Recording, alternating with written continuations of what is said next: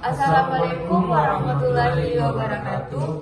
Kami dari kelompok H ingin mempresentasikan hasil diskusi kami mengenai tentang K3 LH K3 konstruksi.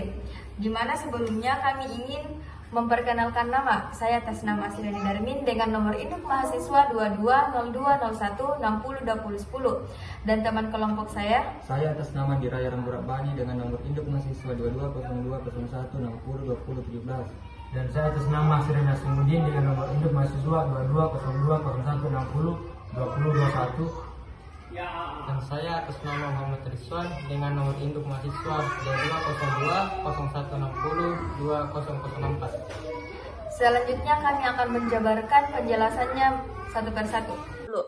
Di sini saya akan menjelaskan mengenai tentang pengertian dari beberapa ahli. Yang pertama yaitu ILO, International Labour Organization, adalah suatu upaya untuk mempertahankan dan meningkatkan derajat kesejahteraan fisik, mental, dan sosial yang setinggi-tingginya bagi pekerja di semua jabatan.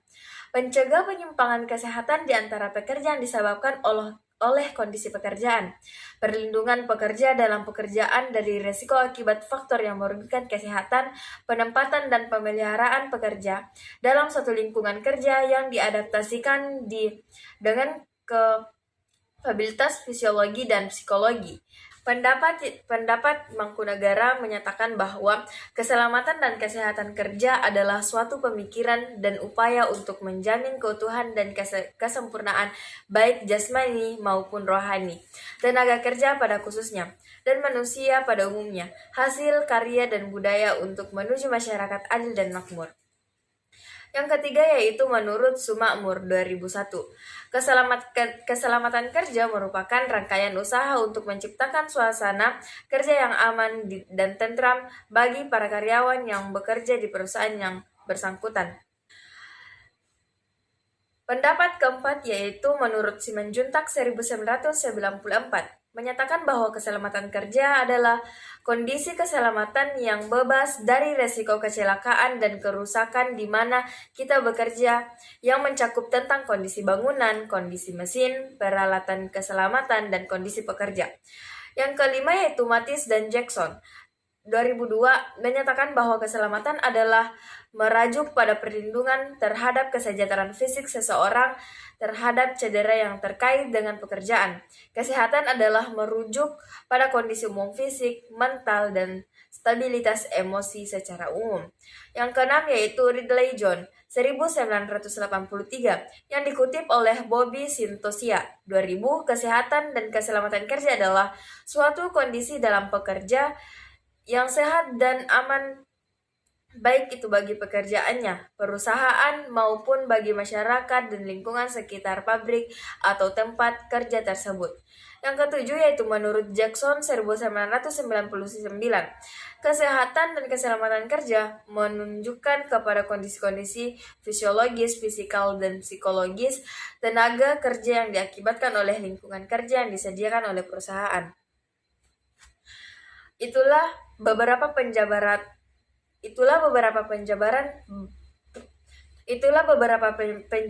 pengertian menurut para ahli.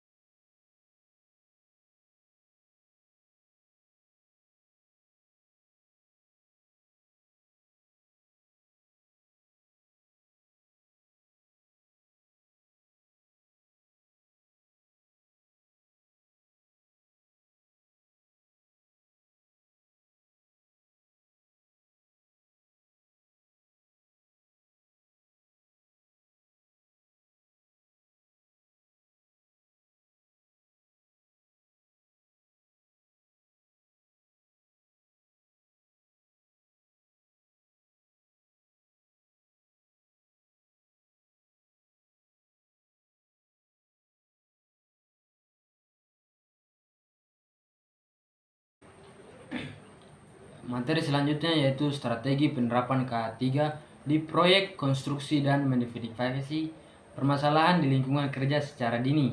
Yang pertama, evaluasi tahapan CSMS atau Kontraktor Safety Management System (RIS Assessment), bertujuan untuk mengetahui tingkat risiko suatu pekerjaan yang akan diserahkan kepada kontraktor untuk menyesuaikan potensi bahaya dengan kemampuan kontraktor menjalankan pekerjaan dengan setiap proyek memiliki karakteristik berbeda, misalnya proyek bangunan bertingkat, bangunan bendungan, pabrik, dan sebagainya.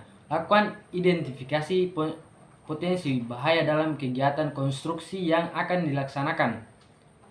Buat mapping potensi bahaya menurut area atau bidang kegiatan masing-masing.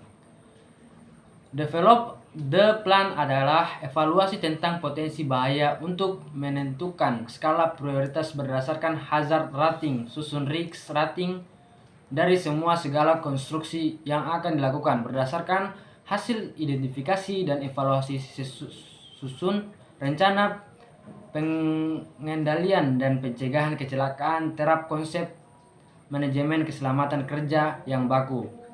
Implementation susun program, implementasi dan program-program K3 yang akan dilakukan buat dalam kebentuk kegiatan.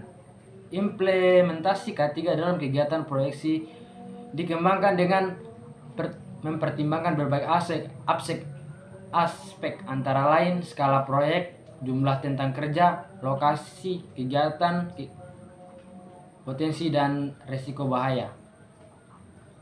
Dan selanjutnya peraturan dan standar yang berlaku. Sekian.